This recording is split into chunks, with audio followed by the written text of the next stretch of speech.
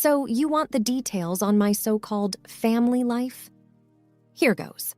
I'm Emma, hitting the big 3-0 this year, and I've been with Mike, my other half, since we were both too young to know any better. He's a catch, that's for sure. A hard worker, kind-hearted, and looks that don't hurt the eyes, if you get what I mean. The first time I walked into Mike's mom's house, I remember thinking it was like walking into one of those TV shows where everything's for sale. There she was, Linda, parked on her couch with a phone in one hand and a credit card in the other. She was chatting away with some customer service rep like they were old pals. "Another set of fancy plates, Linda?" Mike had teased, nudging me as we walked in. "You planning to open a restaurant or something?" Linda had flashed a grin, all teeth. "Oh, Mike, you can never have too many. What if the queen comes for tea?" She had laughed, her eyes never leaving the screen. I laughed along, trying to find my place in this new scene. "Nice to finally meet you, Mrs. B," I managed, extending a hand that got swallowed in a tangle of bracelets and bargain buys. "Call me Linda, dear," she said, eyes sizing me up like I was the next item on the home shopping network. "So you're the girl who's stolen my boy's heart. Sit. Tell me everything." And that was my introduction to the den where our bank account would take hit after hit. Because Linda, as I'd come to find out, was more than just a spontaneous shopper. She was a black hole for cash. Her mania for shop-on-the-couch deals was just the tip of the iceberg. Mike had told me stories about his parents leaving her a nice nest egg, but by the time I got in the picture, that egg had been cracked and scrambled on a slew of knickknacks and one-of-a-kind finds that filled every corner of her house. Sitting down for dinner that night, Mike threw an arm around my shoulder, whispering, "Thanks for being cool about Mom. She's, well, you know." I had smiled, tight-lipped. Yeah, she's something, all right. It was only after we said our goodbyes that Mike let out a sigh, heavy like he was carrying a boulder. "She's going through the inheritance faster than I thought," he admitted as we drove away. "I'm kinda worried." Little did I know, his worry would soon become our financial sinkhole. But that's a story for another chapter, isn't it?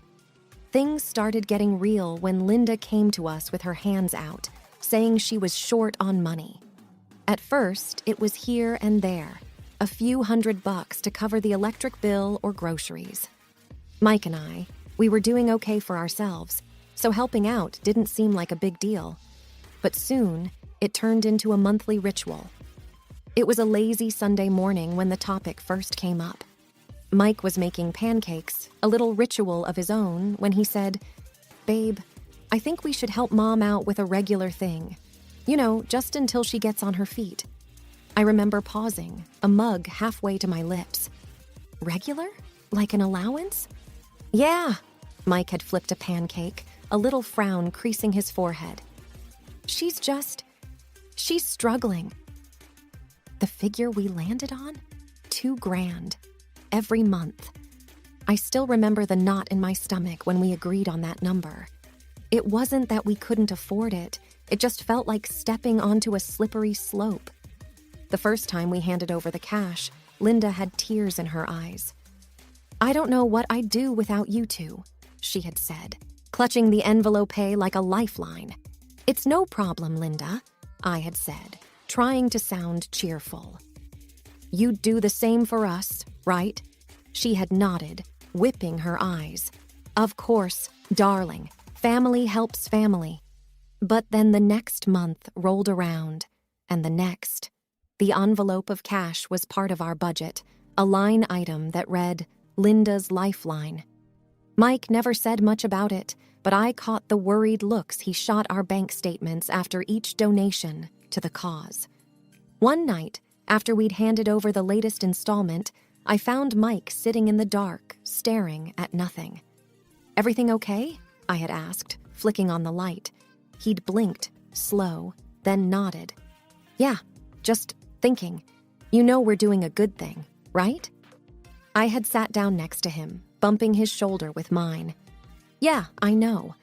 But does she have to spend it all on shopping? Mike had rubbed a hand over his face. I don't know. I hope she's actually buying stuff she needs. Hope, I'd learned, wasn't the same as reality. And reality was about to give us a wake-up call. It didn't take long for the $2,000 to start feeling like chump change to Linda. I could tell something was up when she stopped thanking us. The gratitude was replaced by expectations, and soon, demands. One evening, Mike's phone buzzed, and I saw him tense up before he even answered. Linda's name flashed on the screen. Hey, Mom, what's up? Mike's voice was wary, guarded. I only caught one side of the conversation, but that was enough. There was a pause, and then Mike's face said it all. Furrowed brow, tight lips. Mom, we talked about this. No, I know, but... Linda must have cut him off because he went silent, just listening, his hand clenching around the phone. When he finally spoke again, his voice had that forced calm you use with kids throwing a fit. We can't do that right now. We've already given you the money for this month. Another pause. Then Mike's hand went to his forehead. It's not about not wanting to, it's just... Whatever Linda said next made Mike pull the phone away from his ear for a second. He took a deep breath, and when he put the phone back, his voice was firmer. Mom, stop. We can't. That's final. He ended the call, and the room was thick with tension. Mike looked at me, his eyes apologetic. That was intense, I ventured, my stomach twisting. Mike sighed and set his phone down with a kind of resignation. She wanted another $1,000. Said she saw a set of designer curtains that would change her life. I snorted before I could help it. Curtains? Really? Mike didn't smile. She said we don't care about her, that we're just leaving her to struggle. I reached over and took his hand. We're not, and you know it. She's using you, Mike. He squeezed my hand, but his gaze drifted off, lost. I just don't know how to make her stop. The calls didn't stop. If anything, they got worse. Linda started ringing at odd hours, sometimes even past midnight, as if she'd forgotten the decency of time zones. Once, she called during a work meeting, and Mike had to step out, his face a mask of embarrassment.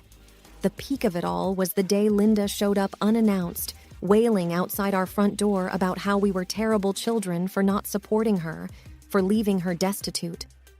Our neighbors peered out their windows as Linda's voice hit pitches I didn't know existed. We're not doing this here, Mom, Mike had said, stepping outside, closing the door behind him to spare me the worst of it. I sat on our couch, hands over my ears, listening to the muffled sounds of a tantrum that should have been left behind in childhood. This was no longer about need, it was about want, and the wants were endless. Mike knew it, I knew it, and deep down, I think even Linda knew it. But knowing something's broken and fixing it are two different things. Mike wasn't ready to fix it, not yet. And so the tantrums became another part of our routine, another thing to anticipate and dread. And I couldn't shake the feeling that it was only going to get worse. As the months dragged on, the weight of Linda's demands started taking a toll on our marriage.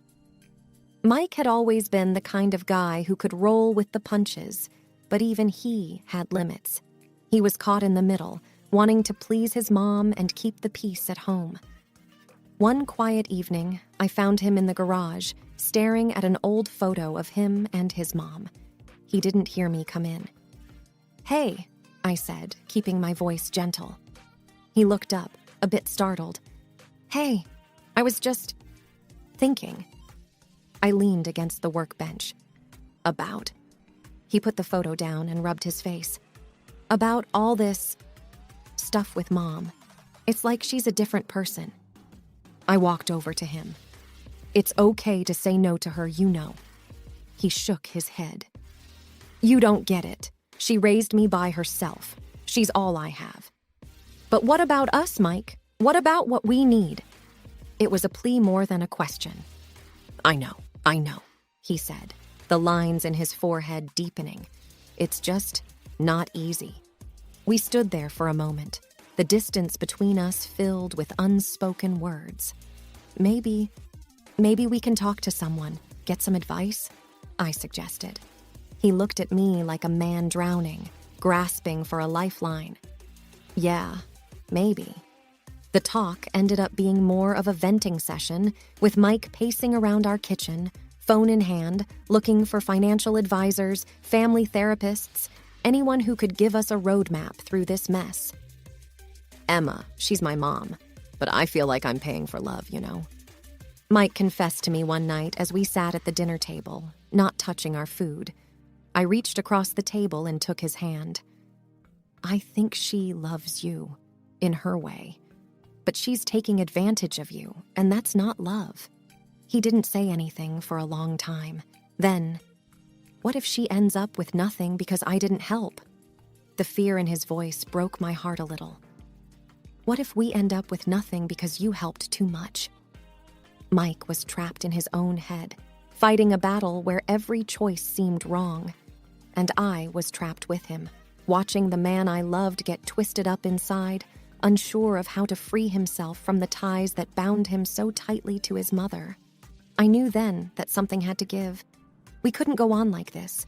But for Mike to see that, for him to really understand, it was going to take something big, something that would shake him enough to break the hold Linda had over him. I just didn't know what that something was yet. The final straw came when Linda called to demand money for a luxury cruise. It's a once-in-a-lifetime experience, Mike, she insisted over the speakerphone. Your dad would have wanted me to enjoy life.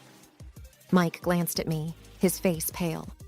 Mom, we've got our own bills. We can't do this right now. But I'm your mother, Linda's voice crackled with indignation. You owe me this much. Mike's hand was shaking as he held the phone. It's not about owing, Mom. I couldn't take it anymore. Linda, you can't keep doing this, I interjected, my voice surprisingly steady. It's not fair to Mike.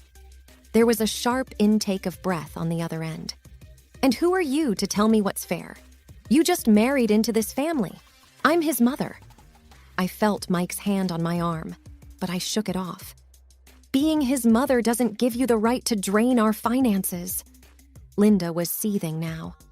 I see how it is. You've turned my son against me.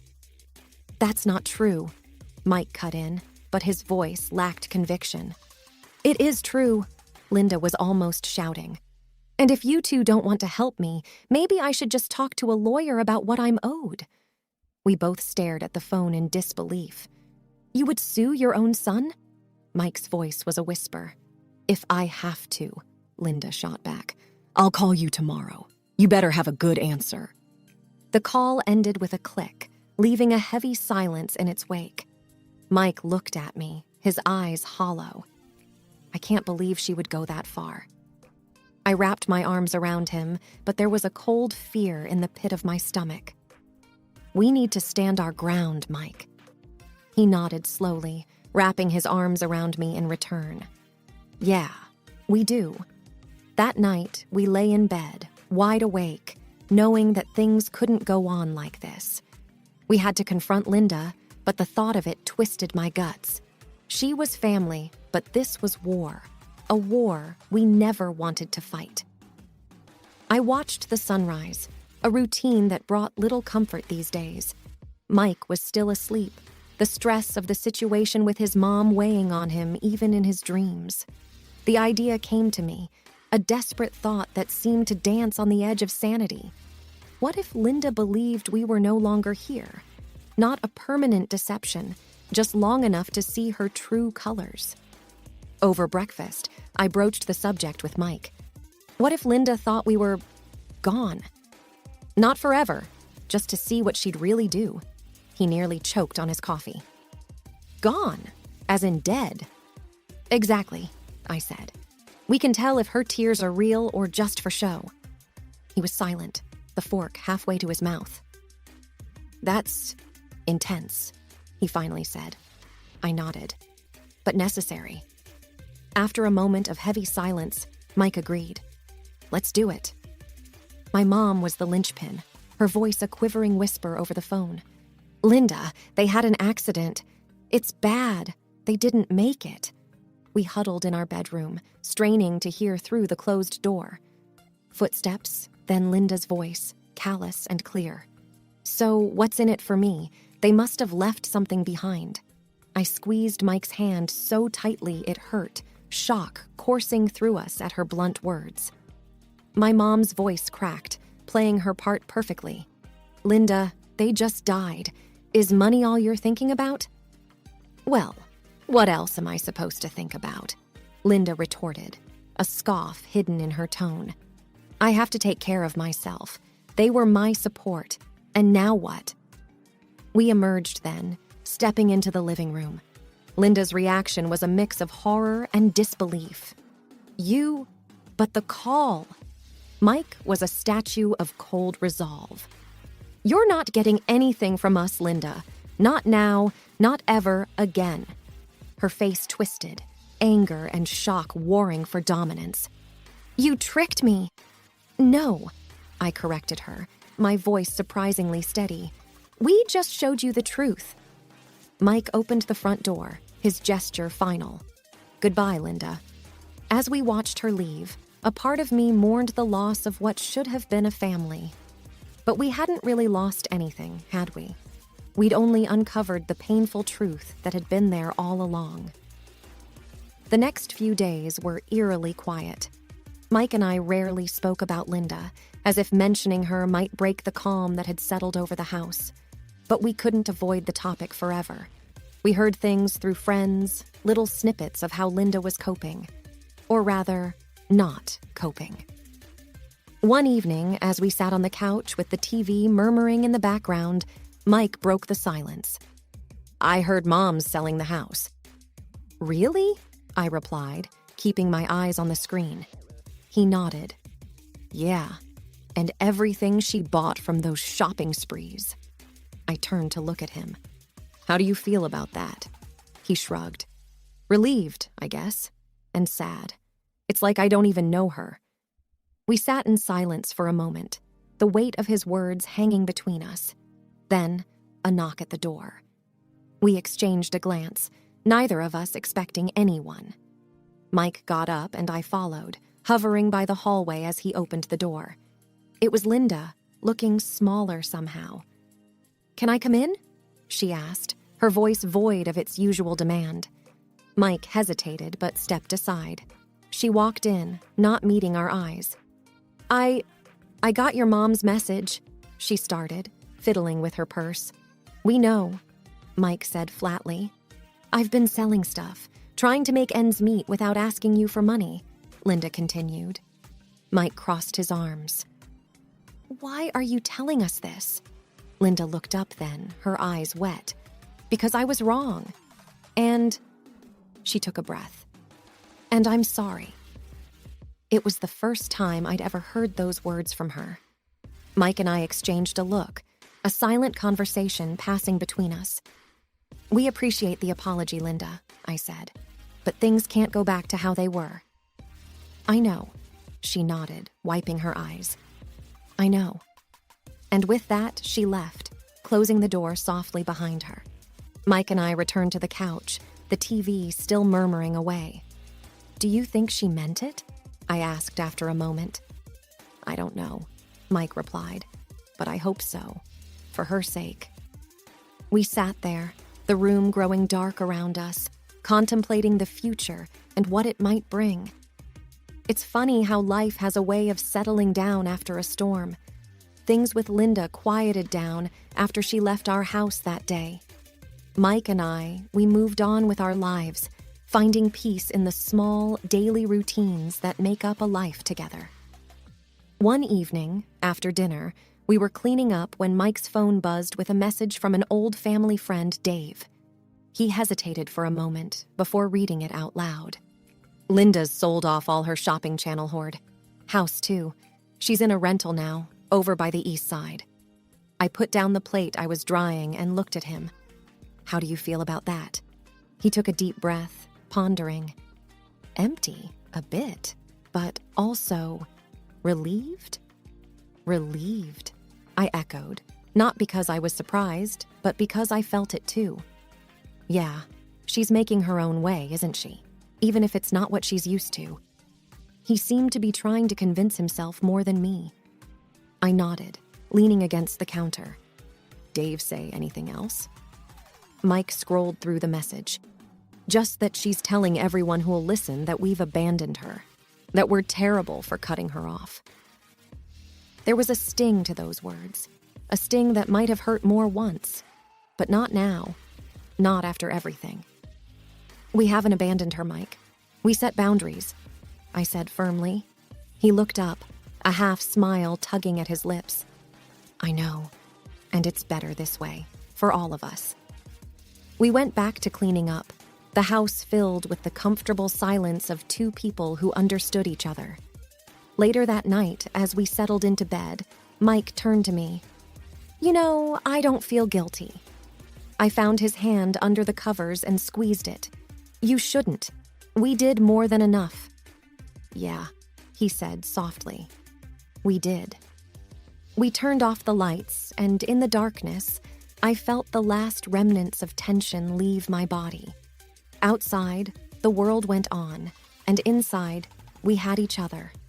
That was enough. Whatever Linda chose to do or say, it was on her now. We had each other, and we had peace. And that's all that really mattered.